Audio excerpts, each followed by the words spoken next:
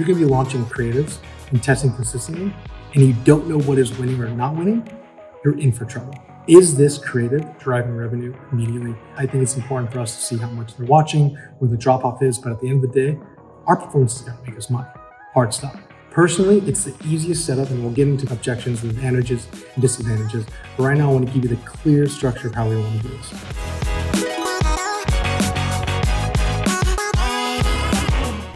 So overall, we have two choices.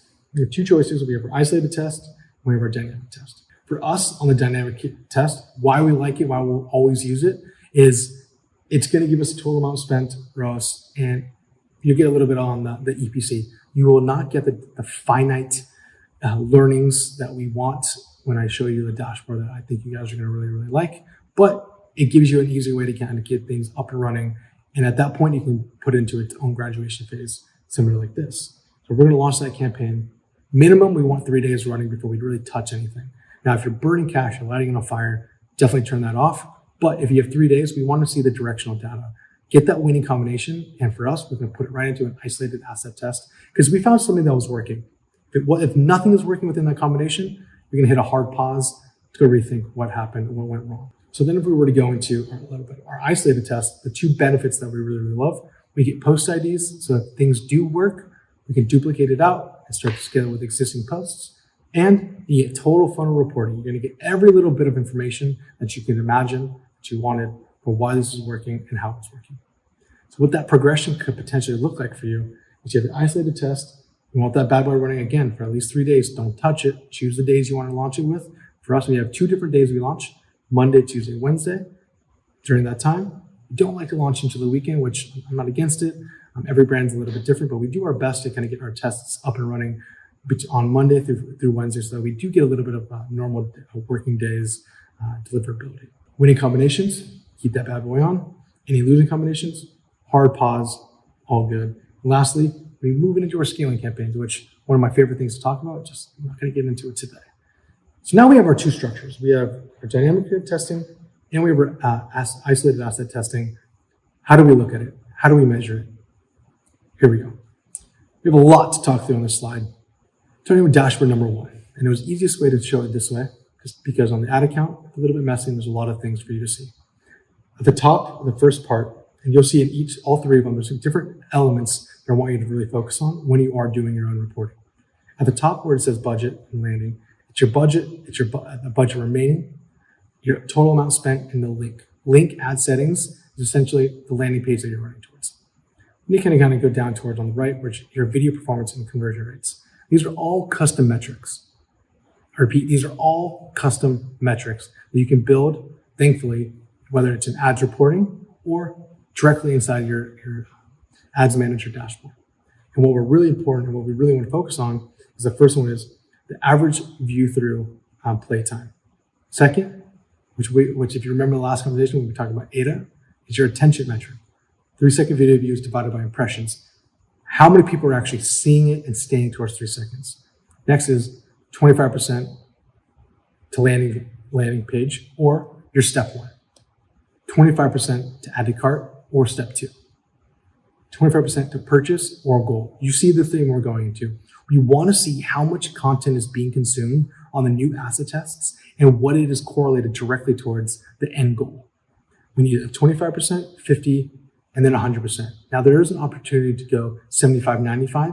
In our experience, going 25, 50 to 100 is more than enough for you to look at to understand if this content is worth it or not.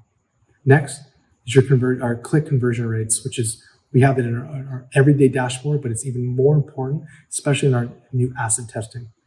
We want to see what is our outbound click to landing page, outbound click to cart, outbound click to checkout, outbound click to purchase. You understand that? Outbound click, why that versus clicks? Outbound is an action taken off of Facebook. We want to see what are we driving towards our site, towards our page, away from an asset that Facebook owns. Then we go into our site conversion rates. Again, another staple in all of our dashboards. Where's our landing page to add a cart, landing page to initiate checkout, and landing page to purchase? These are where we can really understand what is that ad doing? How far is it driving them onto actions on our site? Because sometimes we're going to have some great ads that don't drive conversions, but the costs and the efficiency of them getting them to the site where we can kind of pick that up in remarketing is extremely important and a major, major takeaway for us. Moving a little bit further, we have unique outbound click, which I just explained. Unique, the only difference is we don't want any duplications of counting. We already kind of get that in our average view, average time watched. It does count replays there, so we want to really make sure that our outbound click is unique, just like we want for all of our purchase, initiate checkout, and add to carts as well. And lastly, at the bottom, our cost per unique landing page view, just the traditional funnel that we want to see. So at this, on performance dashboard number 1, our main thing is what? The videos and the clicks. That's what we really want you guys to focus on. But if you want to continue to scroll right when you're in the dashboard, obviously there's a lot to look at. You will be able to see the revenue that ad is driving and the amount of purchases that are going as well. So let's look at dashboard number 2. Now, the main takeaway here is it's not so much focused on the videos or the actual vanity metrics, top of funnel for that. We really want to see what's it doing towards our checkout funnel, towards initiate checkout and towards purchase as well. So top of funnel, we have two introductions that I'm going to add you guys into, where we have ROAS, revenue, which is just obviously website purchase conversion value, and AOV and EPC. AOV is one that if you haven't put in your dashboard already, was a game changer for us. We started realizing various combinations of assets, pages, and audiences were driving significantly more AOV, depending on where we're dropping them at and depending on what message we're showing them. So AOV has been a large staple in a lot of our just day-to-day dashboards. And then EPC, a fun metric that we like to do, just like earnings per click, something that I learned on the affiliate side. We don't really get that on the brand side. So I really think it's important for us to highlight and bring up here. Then we go right into funnel costs. So what we want to see is this creative driving revenue immediately? I think it's important for us to see how much they're watching, where the drop off is, but at the end of the day, our performance is going to make us money. Hard stop. Then we go right down to the thing that we talked about, which is site navigation conversion rates, landing page to cart, and a little bit of video performance at the back. So if we wanted to see all of it congruently, now we have videos at the bottom. Our final dashboard, which is just a little bit more condensed across everything.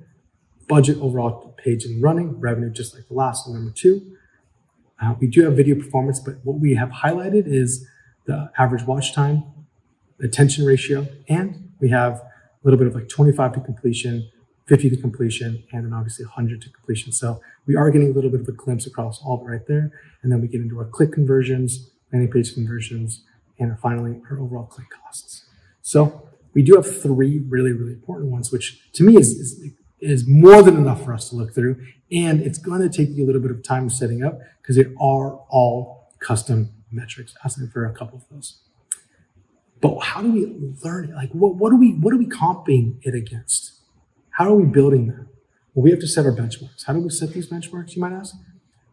If you were to find out, we do have a nice little correlation dashboard that's floating around the internet somewhere. But really simply put, we're going to build our dashboards first. Step 1, check. Step 2 is we have to find the specific creative that's been performing or the assets that we're working specific to the funnel placement. So if it's all prospecting, analyze it with prospecting. Do not include remarketing. Vice versa. Do not include prospecting with remarketing analysis. Then we have to record our benchmarks. Find where CPA, ROAS, cost per purchase was acceptable, above profitability, where you want it, how you're happy, whatever you want to call it. Find where that metric is, record that metric across the board, and what does it look like for your added cart, initiate checkout, and purchase? Cool. Now do it for the rest of your averages. You have to do this and you have to take inventory because if you're going to be launching creatives and testing consistently and you don't know what is winning or not winning, you're in for trouble.